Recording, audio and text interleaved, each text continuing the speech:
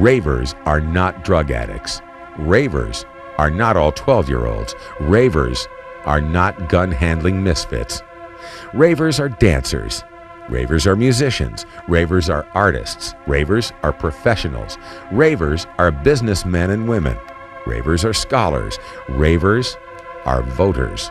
Ravers are people just like you. The rave scene was founded on one principle: plur, peace, love, unity, and respect. That's why the rave scene started and continues to flourish. The rave scene does not discriminate against age, race, gender, sexual preference, or personal style. Bring whoever you are to this scene, and you will be accepted. There are no weapons in the rave scene, no matter what misinformed police chiefs with a political agenda may have you believe. Are ravers living a utopia? No, of course not. There are problems, just like there are problems in all schools, organizations, communities, and families. The difference is that the rave scene is making a concerted effort to preserve and protect its family. The rave scene gets a lot of flack because there's drug use within it. Well, raves are not the only place where drugs are used. Drugs have been around for many years. Does anyone remember Prohibition? Reefer madness? The rave scene is not responsible for youth drug use and is being scapegoated because of ignorance. Here's a newspaper headline you'll never read. Drugs will continue to be used if raves are banned. That's right. We are a drug-using culture, and they are used in concerts, bars, clubs, parks, schools, homes. Is the next step to start regulating clubs too? How about regulating homes? Drugs in general are a problem. We will be the first to admit that. But how is the rave scene responding to the use of drugs within it? Ravers are internally regulating their scene because they know that there are problems within any community and have started organizations to protect their members, like the Toronto Raver Information Project and the Toronto Dance Safety Committee. The Toronto Raver Information Project is a by ravers for ravers organization which practices harm reduction, a philosophy which doesn't condone or condemn, substituting judgment for safety. Do concerts set up booths to promote drug and alcohol safety practices? Do bars?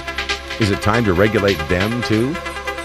The rave scene is not going to go away and will continue to exist even if raves and city-owned venues are banned. And if you over-regulate raves, there'll be more unsafe underground ones. Over-regulation equals ban.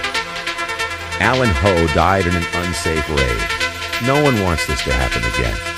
When you make your decision concerning rave protocol, please ask yourself one question. If it was your child partying at 3 in the morning, would you want them to be at a safe rave or at an underground one?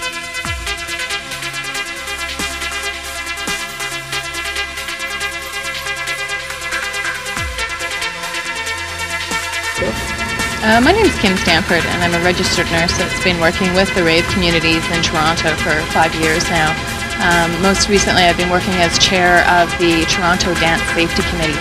And this committee was formed a year ago in August 1999. It was an idea that was generated from within the rave community. And folks were wanting, after the first rave-related tragedy in Toronto, folks in the rave community were really wanting to, in an organized way, start to work with people at public health and in other community organizations and whatnot to, try and avoid another such tragedy. People in the rave community took it very seriously and, have always worked really hard to promote health and safety within the community. That's one thing that I've been very impressed about in the 5 years that I've worked. Be hopeful that the City of Toronto will lift the ban on public venues and will support safe raves, both kind of overtly, but also in effect. The coroner's jury that touched upon the death of Alan Ho last spring had some very positive recommendations for promoting safe raves, and they specifically asked the City of Toronto to lift the ban on public venues. And they also specifically commented that over-regulation of raves or requirements upon rave organizers that are unreasonable and unfeasible would not be promoting safe raves, that over-regulation would be the same thing as banning. It would be banning in effect. And so I'm hopeful that the Corps' jury, when they had evidence presented to them from all sides, came out with some very positive recommendations. I'm hoping that Toronto City Council will do the same and will lift the ban and will support reasonable and fair licensing of raves in Toronto. TRIP is a community-based health promotion and harm reduction program that does safer drug use and safer sex education and information sharing within the Toronto rave community.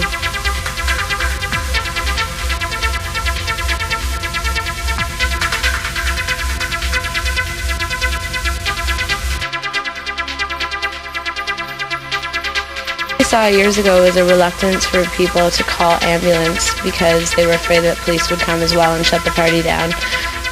And that goes from everyone from individual people partying to security to promoters, all of them reluctant to call an ambulance if one were needed.